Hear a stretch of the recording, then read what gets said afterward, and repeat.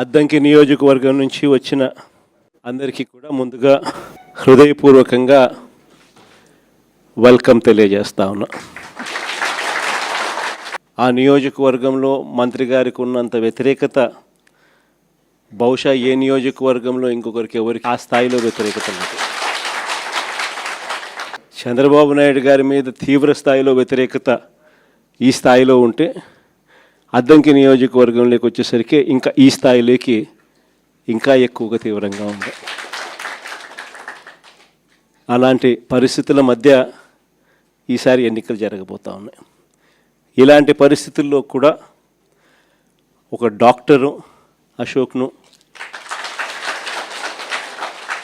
మీ అందరికీ కూడా ముందుగానే ఎన్నికలు చాలా దూరంగా ఉండగానే అశోక్ని తీసుకొని రావడం, తాను కూడా డాక్టర్గా మంచి పేరు సంపాదిస్తూ ప్రతిపక్షంలో ఉన్నప్పుడు, అందులో చంద్రబాబు నాయుడు గారి లాంటి రాక్షస రాజ్యంలో యుద్ధం చేస్తూ ఉన్నప్పుడు కేసులు ఉంటాయని తెలిసి, హెరాస్మెంట్ ఉంటుందని తెలిసి, కార్యకర్తలకు ఇలాంటి సమయంలోనే ఇంకా తోడుగా అండగా ఉండడానికి ఇంకా శ్రమ పడవలసి వస్తుందని తెలిసి కూడా అశోక్ ముందుకొచ్చినాడు. ఎన్నికలప్పుడు చంద్రబాబు నాయుడు అన్న మాటలు ఏమిటి, ఎన్నికలు అయిపోయిన తర్వాత చంద్రబాబు నాయుడు గారు చేస్తూ ఉన్న పాలన ఏమిటి అని చెప్పి ఏ చిన్న పిల్లాడిని అడిగినా కూడా ఈరోజు రాష్ట్రంలో చెప్పగలుగుతున్నాడు. ఎన్నికలప్పుడు ఆయన చెప్పిన మాటలు చూస్తే జగన్ ఇచ్చేటివి అన్నీ చేస్తాను, కాక సూపర్ 6 సూపర్ 7లు అని చెప్పాడు. ఎన్నికలు అయిపోయాయి, చంద్రబాబు నాయుడు గారి మేనిఫెస్టో చెత్తబుట్టలోకి వెళ్ళిపోయింది. కరెక్ట్గా ఇవే మాటలు ఎన్నికలప్పుడు మొత్తుకొని చెప్పిన ప్రతి మీటింగ్లో, చంద్రబాబు నాయుడు గారిని నమ్మడము అని అంటే పులి నోట్లో తలకాయ పెట్టడమే స్వామి అని చెప్పి మొత్తుకొని చెప్పిన నేను ఎన్నికలకు ముందు. అయినా కూడా చంద్రబాబు నాయుడు గారి అబద్ధాలకు మోసాలకు ఏదో పొరపాటున కాస్త తలొగ్గడం జరిగింది. ఈరోజు ఎన్నికలు అయిపోయాయి, 2 ఏళ్ళు అయిపోయింది, 3వ బడ్జెట్ కూడా ప్రవేశపెట్టినాడు. ఇక మిగిలినటి 2 బడ్జెట్లు. ఈరోజు పరిస్థితి ఏమిటి అని చెప్పి చూస్తే, జగన్ ఉన్నప్పుడు ఇస్తా ఉన్న అన్ని స్కీములు రద్దయిపోయినాయి. జగన్ ఇస్తాడన్న స్కీములు కాక సూపర్ 6 సూపర్ 7 అన్నోడు ఎన్నికలు అయిపోయిన 2 ఏళ్ళ తర్వాత పరిస్థితి ఏమిటి అని చెప్పి చూస్తే, జగన్ ఇస్తా ఉన్న స్కీములన్నీ పూర్తిగా రద్దయిపోయినాయి. ఈయన సూపర్ 6 సూపర్ 7 అని చెప్పి ఇస్తాననేటివన్నీ కూడా మోసాలుగా తేలిపోయినాయి. మన హయాంలో మనం దాదాపుగా 3,30,000 కోట్ల రూపాయలు మనం అప్పులు తెస్తే, 5 ఏళ్ళు కలిపి 3,30,000 కోట్లు అప్పు చేస్తే, అందులో 2,73,000 కోట్లు నేరుగా బటన్లు నొక్కడం, నా అక్క చెల్లెమ్మల కుటుంబ సభ్యుల ఖాతాల్లోకి నేరుగా వెళ్ళిపోవడం. ఏకంగా 2,73,000 కోట్ల రూపాయలకు సంబంధించి ఆధార్ నెంబర్లతో సహా, బ్యాంక్ అకౌంట్ డీటెయిల్లతో సహా మనం చెప్పగలుగుతాం ఎవరెవరికి దగ్గర ఎంతెంత డబ్బులు పోయినాయని చెప్పి. చంద్రబాబు నాయుడు గారు 2 ఏళ్ళు కూడా గడవక మునిపే ఆయన చేసిన గ్రాస్ అప్పులు, ఆయన చేసిన కాంట్రాక్టెడ్ అప్పులు, ఇవి చూస్తే 3,37,000 కోట్లు దాటిపోయినాయి. కానీ జగన్ చేస్తా ఉన్న స్కీములు లేవు, ఈయన ఇస్తానన్న సూపర్ 6 లేదు, సూపర్ 7లు లేవు. మరి డబ్బంతా ఏమవుతా ఉంది, ఎవరి జోబులు లేకపోతా ఉంది? ఇది నిజంగా ప్రతి ఇంట్లో కూడా చర్చనీయాంశంగా మారింది. జగన్ ఎలా చేయగలిగినాడు, చంద్రబాబు నాయుడు అనే వ్యక్తి ఎందుకు చేయలేకపోతా ఉన్నాడు అని. కారణం చాలా సింపుల్. చంద్రబాబు నాయుడు గారి హయాంలో జరుగుతూ ఉన్నది ఏమిటి అని అంటే, దోచుకోవడము, పంచుకోవడము, తినుకోవడము. డిపిటి, దోచుకోవడము, పంచుకోవడము, తినుకోవడం, ఇది జరుగుతూ ఉంది. అదే జగన్ హయాంలో ఏం జరుగుతూ ఉన్నది, బటన్లు నొక్కడం, నేరుగా నా అక్క చెల్లెమ్మల కుటుంబాల ఖాతాలోకి నేరుగా వెళ్ళిపోతూ ఉండేది. తేడా అంతకన్నా ఇంకేం లేదు. రాష్ట్రానికి సంబంధించి రావాల్సిన రాబడులు, రాష్ట్రానికి సంబంధించి రావాల్సిన ఆదాయాలు ఈరోజు రాష్ట్రానికి రావడంలా. రాష్ట్ర ఖజానాకి డబ్బులు రాకుండా చంద్రబాబు నాయుడు గారి జోబుల్లోకి ఆయన ఎమ్మెల్యే వాళ్ళ జోబుల్లోకి, వాళ్ళ బినామీల జోబుల్లోకి, వాళ్ళ మనుషుల జోబుల్లోకి ఖజానాకు రావాల్సిన డబ్బులు పక్కదోవ పడతా ఉన్నాయి. ఈరోజు ఎక్కడ చూసినా కూడా అవినీతి. లిక్కర్ దగ్గర నుంచి మొదలు పెడితే, గ్రామాల్లో లిక్కర్ మాఫియా దగ్గర నుంచి మొదలు పెడితే రాష్ట్రానికి సంబంధించిన ఆదాయాలు రాష్ట్రానికి రావు. ఎంఆర్పి రేటు కన్నా 20 రూపాయలకు 10 రూపాయలు ఎక్కువ రేటుకి అమ్ముతూ ఉన్నారు. డబ్బు ఎక్కడికి పోతా ఉంది అని అంటే గవర్నమెంట్కి రావడంలా, వీళ్ళ జోబీల్లో నుంచి గవర్నమెంట్కి రావాల్సిన డబ్బులు వీళ్ళ జోబీల్లోకి పక్కదారు. లిక్కర్ మాఫియా దగ్గర నుంచి మొదలు పెడితే ఇసుక, మట్టి, సిలికా, క్వాడ్స్, లాటరైటు, గ్రెనైటు, ఇవే కాదు అధిక రేట్లకు పీపీఏలు, పవర్ పర్చేస్ అగ్రిమెంట్లు. మనం ₹2.49 మనం రైతులకు మేలు జరగాలని 25 ఏళ్ల పాటు రైతులకు ఉచిత కరెంటు ఖచ్చితంగా ఉండాలి అని, దాన్ని ప్రభుత్వం మీద భారం పడకుండా ఉండాలనే ఉద్దేశంతో ₹2.49కే మనం పీపీఏ చేస్తే, నానా యాగి చేసిన వాళ్ళు ఈరోజు చూస్తే పీపీఏలు ఏ రేటుకి చేస్తూ ఉన్నారు? ₹4.60 చేస్తూ ఉన్నారు. ఎక్కడ ₹2.49, ఎక్కడ ₹4 చిల్లరకు జరుగుతూ ఉంది ఈరోజు పీపీఏలు. ఇష్టం వచ్చినట్టుగా దోచుకో, పంచుకో, తినుకో. అమరావతిలో కట్టడాలు చూస్తే స్క్వేర్ ఫీట్కు ₹11,000 అడుక్కు. హైదరాబాద్ కానీ, బెంగళూరు కానీ, చెన్నై కానీ, మహానగరంలోకి పోయి వెళ్ళి కట్టినా కూడా 5 స్టార్ రెసిడెన్షియల్ కాంప్లెక్సెస్, 5 స్టార్ లాబీలతో ఉండేది కట్టడానికి కూడా అడుక్కు 4,000 కాదు. ఈడ చూస్తే అమరావతిలో అడుక్కు 11,000. ఎక్కడ చూసినా అవినీతే. ఇంకా భూముల విషయంలో నేను చెప్పాల్సిన పనిలే. శనిక్కాయలకు, బెల్లాలకు వాళ్ళకి ఇష్టం వచ్చిన వాళ్ళకి ఇస్తూ ఉన్నారు. ఏకంగా ఇలా బంధువు బాలకృష్ణ అల్లుడు 5,000 కోట్ల రూపాయలు విలువ చేసే భూమిని నేరుగా వీళ్ళకి ఇష్టం వచ్చినట్టు శనిక్కాయలకు, బెల్లాలకు కట్టబెడతా ఉన్నారు. ఈ రకంగా రాష్ట్రానికి సంబంధించిన ఆదాయాలు ఏవి కూడా రాష్ట్రానికి రాకుండా అన్ని రకాలుగా కూడా దోచుకోవడము, దోచుకున్నది తినుకోవడమే జరుగుతూ ఉంది. ఇంకా ఆశ్చర్యం విషయం ఏంటి తెలుసా? అసలు రాష్ట్రంలో పరిపాలన అనేది ఎక్కడ తాగడంలా, వ్యవస్థలన్నీ కూడా మొత్తం కుప్పకూలిపోయినాయి. ఈరోజు పిల్లల చదువుల గురించి ఎవరు పట్టించుకోవడంలా, ఫీజు రీయింబర్స్మెంట్ అందక ఏకంగా ఫీజులు కట్టలేని పరిస్థితిలో పిల్లలు చదువులు మానేస్తూ ఉన్న పరిస్థితులు ఈరోజు మొట్టమొదటిసారిగా చూస్తూ ఉన్నాం. వైద్యం గురించి నేను చెప్పాల్సిన పనుల దాదాపుగా 3,000 చిల్లర కోట్ల రూపాయలు రాక నెట్వర్క్ హాస్పిటల్స్ అన్నీ కూడా బోర్డు తిప్పేసి ఆరోగ్యశ్రీ పేషెంట్లకు వైద్యం చెయ్యమని చెప్పి నిర్మోహమాటంగా చెప్తూ ఉన్నాయి. ఈరోజు పరిస్థితి విద్య తెరమరుగైపోయింది. నాడు నేడు కనపడ్డంలా, బడులలో ఇంగ్లీష్ మీడియం కనపడ్డంలా, బడులలో గోరుముద్ద క్వాలిటీ తగ్గిపోయింది, బడులలో ట్యాబులు ఇచ్చే పరిస్థితి లేకుండా పోయింది. 3వ తరగతి నుంచే టోఫుల్ ఒక పీరియడ్గా ఇంగ్లీష్లో బోధన చేసే పరిస్థితులు ఈరోజు రాకుండా పోయాయి. చదువులు పూర్తిగా తిరోగమనంలోకి వెళ్ళిపోయాయి. గవర్నమెంట్ బడులలో పిల్లలు జాయిన్ కావడంలా.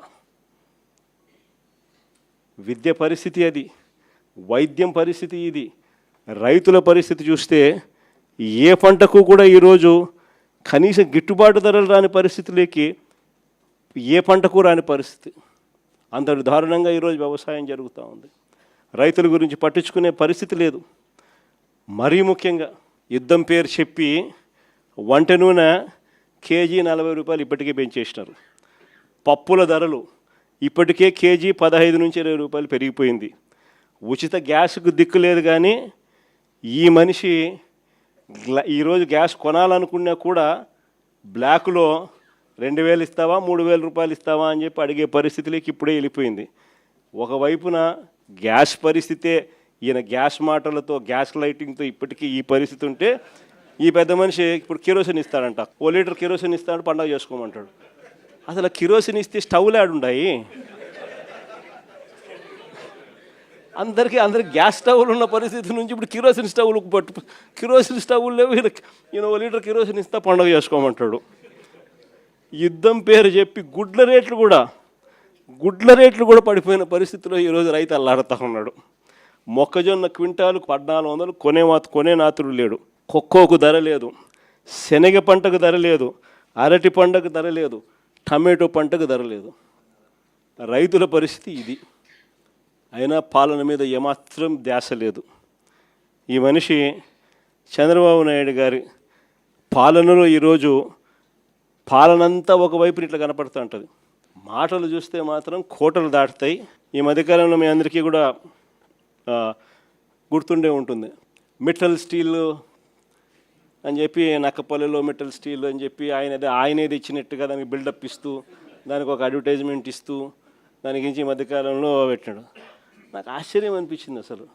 అయ్యే చంద్రబాబు నాయుడు క్రెడిట్ చోరీకైనా క్రెడిట్ దోపిడీకైనా ఒక హద్దు పొద్దు ఉండాలి. ఇదే మిట్టల్, ఇదే ఆదిత్య మిట్టల్ ఇదే మిట్టల్ వాళ్ళు, నేను డావోస్ 2022లో డావోస్ పోయినప్పుడు నన్ను కలిసినారు.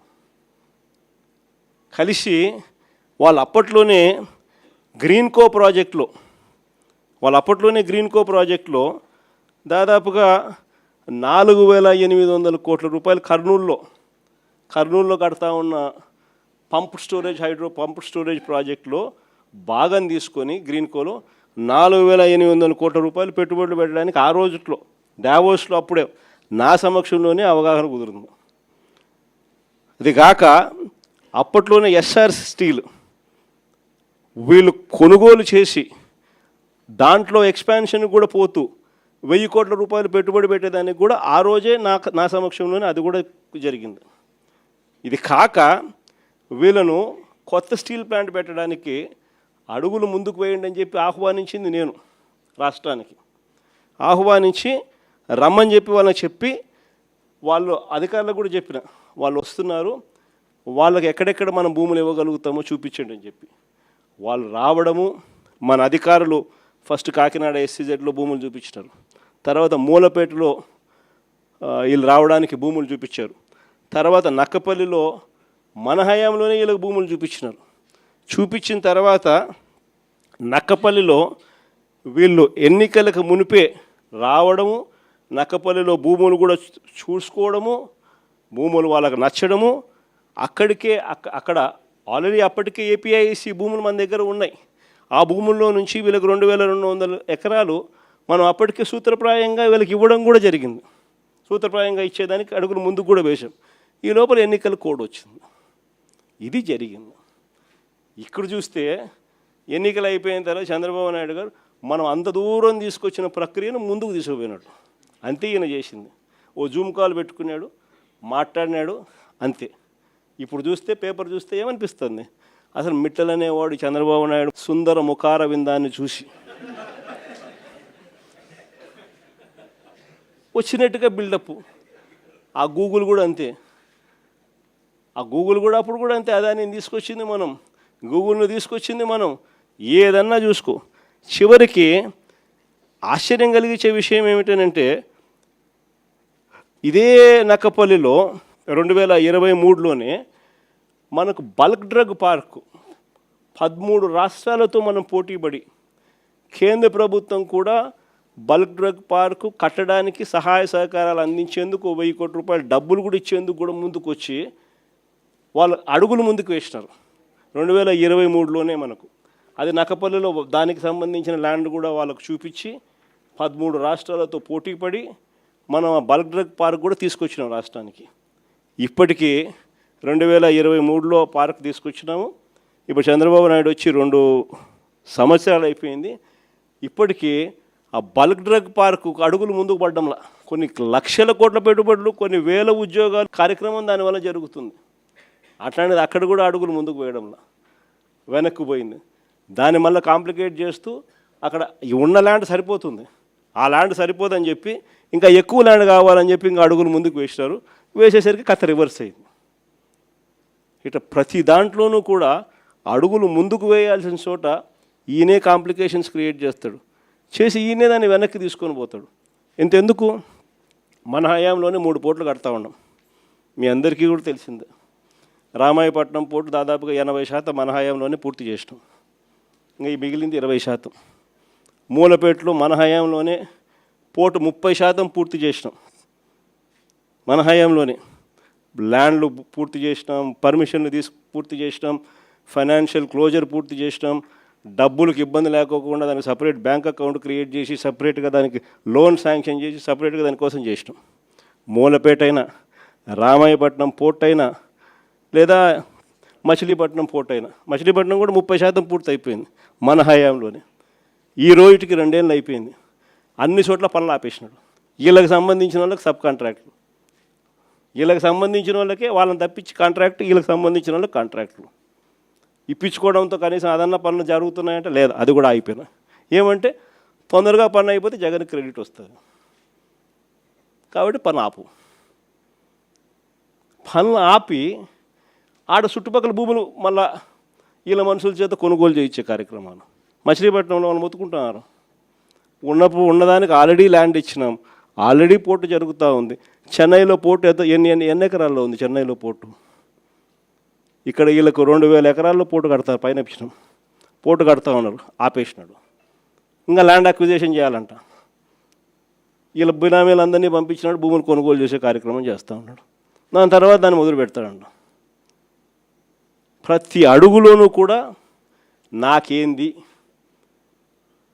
అనే పద్ధతిలో రాష్ట్రాన్ని దోచుకోవడంతోనే ఈరోజు ఎక్కడ చూసినా కూడా అడుగులు జరగబడుతున్నాయి. ఇలాంటి వాతావరణంలో రేపొద్దున 2029 ఎన్నికలు జరగబోతున్నాయి. ఇంకా మీ అందరికీ కూడా ఇంకొక శుభవార్త ఏమిటి అని అంటే, రాష్ట్రంలో సీట్లు కూడా పెరుగుతున్నాయి. 175 కాస్త 263 స్థానాలకు ఏకంగా 50% పెంచి 263 స్థానాలకు పోతున్నాం. పార్లమెంటు స్థానాలు కూడా 25 నుంచి ఏకంగా 38 స్థానాలకు పార్లమెంటు స్థానాలు కూడా పెరుగుతూ ఉన్నాయి. ఎస్సీ ఎస్టీ రిజర్వ్డ్ సీట్లు కూడా 50% పెరుగుతున్నాయి. మహిళలకు 33% పూర్తిగా ఒక చట్టం ప్రకారం ఒక హక్కుగా ఈరోజు మహిళలకు 88 అసెంబ్లీలో 88 సీట్లు, పార్లమెంట్లో 13 సీట్లు ఈరోజు మహిళలకే ఈరోజు అందుబాటులోకి వచ్చే కార్యక్రమం జరుగుతూ ఉంది. ఇది నిజంగా మహిళా అభ్యున్నతికి మనము ఆ టైంలో మన గవర్నమెంట్ ఉన్నప్పుడు మనం ఏకంగా చట్టం చేసి 50% రిజర్వేషన్లు మహిళలకు లోకల్ బాడీస్లోను, మహిళలకు నామినేటెడ్ పదవుల్లోనూ, మహిళలకు నామినేషన్ మీద ఇచ్చే కాంట్రాక్టుల్లోనూ, టెంపుల్ కమిటీస్లోనూ మహిళలకు ఏకంగా చట్టం చేసి 50% మనం రిజర్వేషన్లు కల్పించిన దానికి ఒక అడుగు ముందుకు వేస్తూ మహిళలకు 33% రిజర్వేషన్స్ ఇస్తూ ఏకంగా ఈరోజు 2029లో మహిళలకు మరిన్ని సీట్లు, మరింత ఎంపవర్మెంటు మహిళలకు కూడా జరగబోతూ ఉంది. కాబట్టి ఈసారి సీట్లు ఇంతగా పెరుగుతూ ఉన్న నేపథ్యంలో కార్యకర్తల్లో నుంచి ఇంకా లీడర్షిప్ ఇంకా పెరుగుతుంది. ఇది మాత్రం అందరికీ చెప్తా ఉన్నా. కార్యకర్తల్లో ఎవరైతే పటిమ చూపించగలుగుతారో, ఎవరైతే అడుగులు వేయడానికి సిద్ధపడతారో, ఎవరైతే నాయకత్వ పటిమను గట్టిగా చూపించగలుగుతారో అందరికీ కూడా జగన్ న్యాయం చేస్తాడని చెప్పి సందర్భంగా చెప్తాను. ఈసారి జగన్ 2.0లో మాత్రం ప్రతి కార్యకర్తకు చెప్తా ఉన్నాను. బహుశా మనం అధికారంలోకి ఉన్నప్పుడు కోవిడ్ ఉన్నది, మనం అధికారంలో ఉన్నప్పుడు 2 సంవత్సరాలు కోవిడ్ లాంటి విపత్కర పరిస్థితులు ఎప్పుడు ఎదుర్కొని పరిస్థితుల మధ్య బహుశా కార్యకర్తలకు అనుకున్నంత పేరుకు బహుశా నేను న్యాయం చేయలేకపోయి ఉండొచ్చు. పాలన మీద ఎక్కువ ధ్యాస పెట్టాల్సి వచ్చింది, బట్టల మీద ఎక్కువ ధ్యాస పెట్టాల్సి వచ్చింది. కాబట్టి బహుశా అంత ఎక్కువగా చేయలేకపోయి ఉండొచ్చు. కానీ జగన్ 2.0లో మీ అందరికీ కూడా భరోసా ఇస్తా ఉన్నా. జగన్ 2.0లో ప్రజలకు మంచి చేయడమే కాకుండా కార్యకర్తలకు మంచి జరుగుతుంది అని ఖచ్చితంగా చెప్తా ఉన్నా. ప్రజలకు జరిగే మంచి కూడా కార్యకర్తల ద్వారా మీ ద్వారానే జరిగించే కార్యక్రమం కూడా జరుగుతుందని కూడా చెప్తాను.